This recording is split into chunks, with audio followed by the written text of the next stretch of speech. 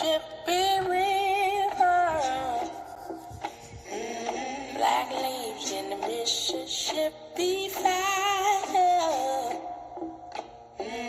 Black leaves in the Mississippi choir. Black leaves on the Mississippi land. And we've got garden, we've got sons and daughters, we got grit and glory, we've got money stories, we've got strength like towers, we got hope and power. God made woman with an iron's hand, raised her up on heaven's land. God made woman with an iron's hand, raised her up on heaven's land. Strength like towers, we got hope and power. God made woman with an iron's hand, raised her up on heaven's land. Copyright disclaimer. Under Section 107 of the Copyright Act of 1976, allowances made for fair use for purpose such as criticism, comment, news reporting, teaching, scholarship, and research. Fair use is a use permitted by copyright statutes that might otherwise be infringing. Non-profit, educational, or personal use tips in the balance of the favor of fair use.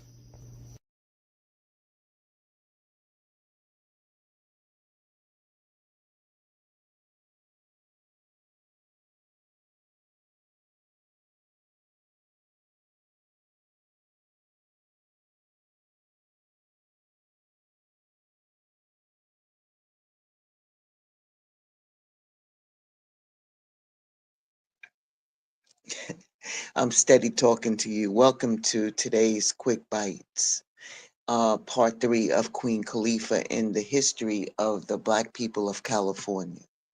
We are now at the segment where we're talking about being descendant of Ham. You see, the history of the original Black people from California is not mentioned in most American history books. The term Indian is used to describe and classify all people found in the Americas when Columbus arrived. Yet, Columbus and his men, as well as people from Balboa and Peter Martyr, do mention Ethiopians in the Caribbeans, Darien region of Panama, the coast of South America, California, and other areas. According to these invaders, these Black indigenous people were the descendants of Ham. It was specifically those with black skin and kinky curly hair that the Spaniards and the Europeans were instructed to capture, kill, and or enslave, rather than Christianize them, based on the edict of the mid-1400s. A history of the African Olmecs. The Black Californians were not American Indians, but indigenous people of African ancestry. As a mixed culture, they closely resembled today's African Americans and Malaysians from the Pacific Islands.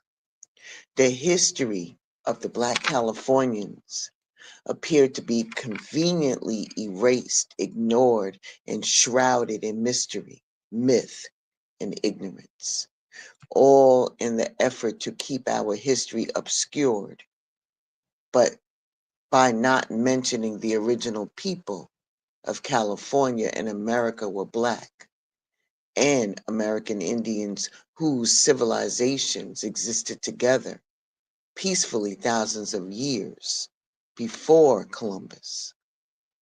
Yet the Black Californians are not unknown to the Spanish invaders and the colonists whose defendants are part of the population of Mexico, California, and southwestern United States, and who are no different from the settlers and colonialists from Spain, England, France, Portugal, and elsewhere. In fact, the Spaniards, who mentioned the legend of Queen Califia, who ruled the land at the edge of the world, where the women were warriors and decked in gold, was in fact a Black California Olmec queen, descendants of great kings of Kush and queens of West Africa, Olmecs, Nubia, Egypt, and China. The California Blacks' kingdom of Utala, Atlan, California numbered over 10 million, with the population exceeding 25 million, including Pacific Island nations, Hawaii, and South America. The Spanish explorers along the California coast were among the first to see and inquire about the Black Californians. Upon arriving along the California shores, they saw a number of Black people with ships. They asked the Indians who they were, and the Indians replied that these Black curly-haired people were of the land of California and traded with people across the sea, the Pacific Ocean, by sailing back and forth. Where were these Black Californians going in the Pacific? They were trading with island nations, people in Hawaii, and throughout the South Pacific, where the Black population has always been very large and widespread. In fact, when Magellan arrived in the Philippines, there was a large number of Negritos who were all well organized and had a strong population. Black traders and Black Africoid who have been in the Americas for thousands of years were also spread in the Mississippi Valley, eastern United States, Mexico, and the Caribbean.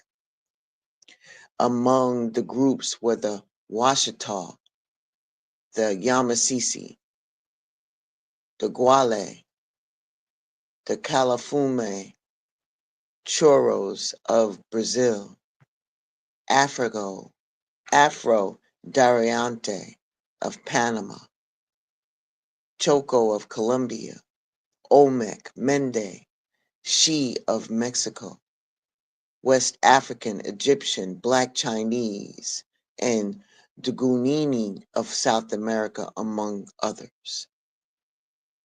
Rafkanesque mentions a number of Black groups in his work, The Primitive Black Nations of America.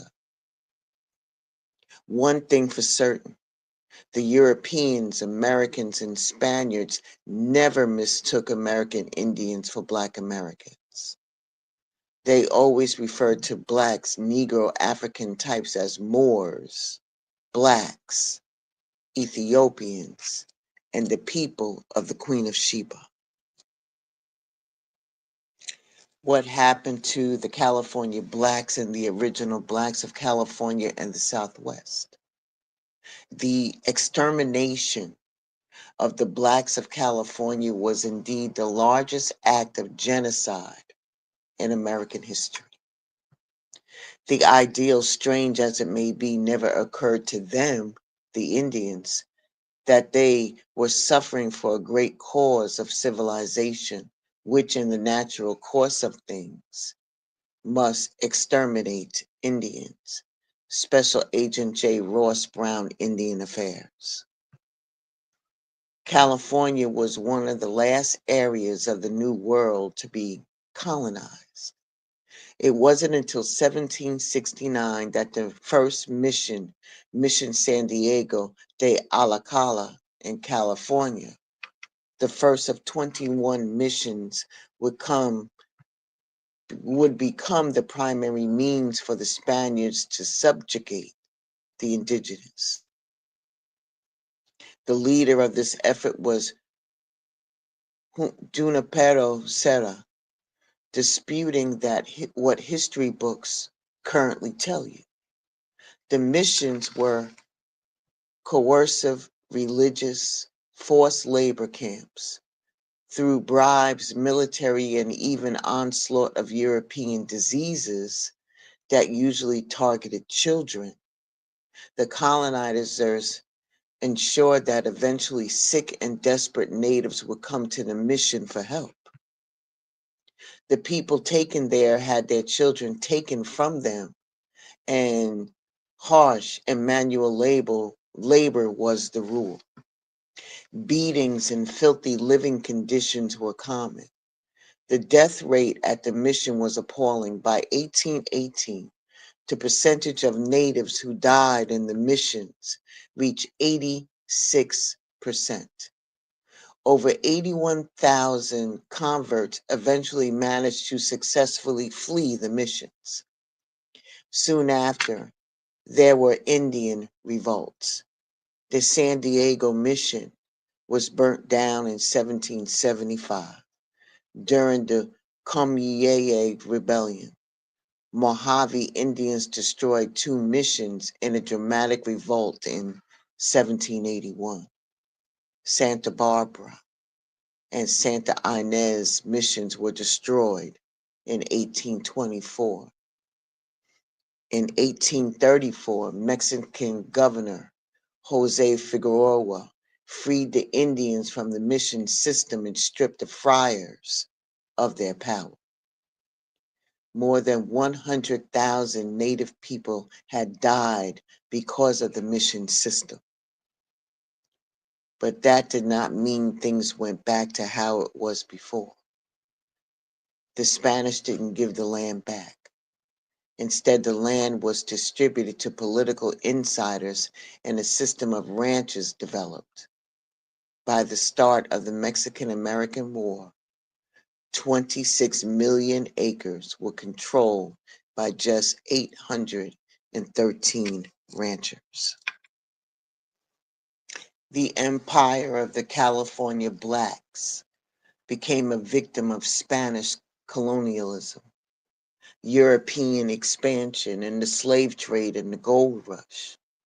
Many communities, men, women, and children were killed, enslaved, and worked on ranches in California. Others were shipped to Europe and down south as part of the slave market. Other California blacks courageously continued to fight and defend their ancestral land until the mid to late 1870s. The California Gold Rush would strike the fatal blow of the impending destruction of California's first civilization, Alta, Atlan, land of the blacks. During the 1800s, after many years of war with Spanish invaders of the Southwest, with Mexico and the United States, the empire of the California blacks was completely diminished. The survivors blended into the African American black population of California and the United States. Their descendants still exist among millions of black Californians today. One such family is the Blackmons of California. In retrospect, it is important that blacks in California understand their true history and realize that California was named after a real black queen, a descendant of one of the first black civilizations of the Americas, the Olmec, and that the original inhabitants of California, the people who had any claim and rights to any land, were the American Indians and the black Californians, who are in fact part of the black population of California today.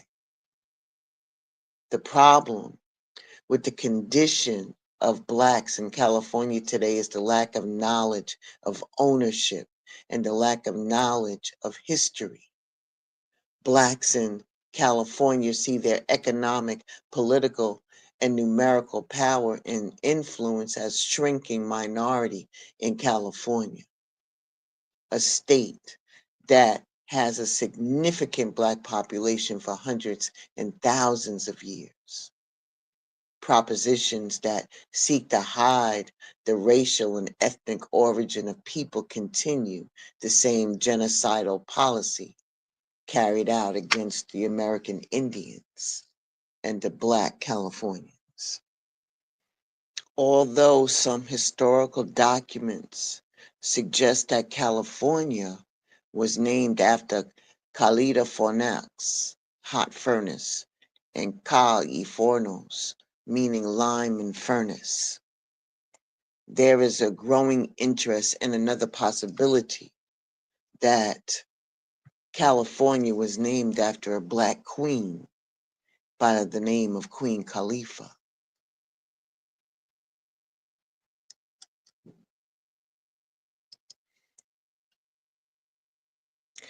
Know that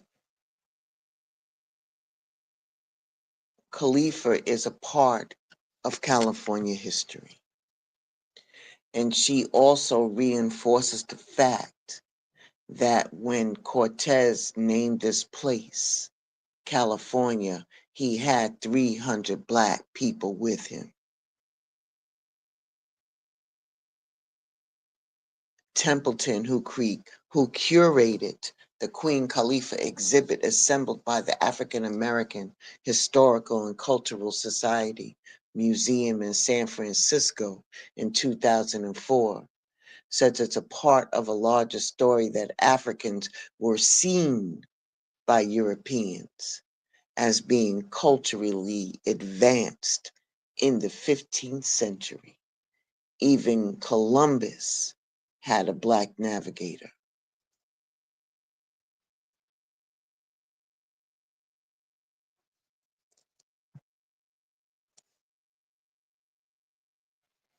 Though some would like to contest Queen Califia importance, she continues to be depicted as the spirit of California in modern day sculpture, painting, stories, and films. Famed African American actress Whoopi Goldberg depicted Queen Califia in the Disneyland film Golden Dreams. There is a 7-foot high panel of Califia with her Amazons at the Mark Hopkins Intercontinental Hotel in San Francisco. There's also another depiction of Califia on the 4th floor in the Senate Rules Committee hearing chamber in Sacramento, titled The Naming of California. For many, she symbolizes an untamed and bountiful land prior to Europeans taking the land by force. We say your name, we remember you, Queen Califia. I want to thank you for coming by to the 3rd episode of this Black History Bite on Queen Califia. As interesting segments of our history comes across my desk, I will bring it to you. Be well, stay safe, Ashe Di Bow, and thank you for stopping by. Blended Healing. Black leaves on the Mississippi River. Black leaves in the Mississippi fire. Black leaves in the Mississippi choir. Black leaves on the Mississippi land.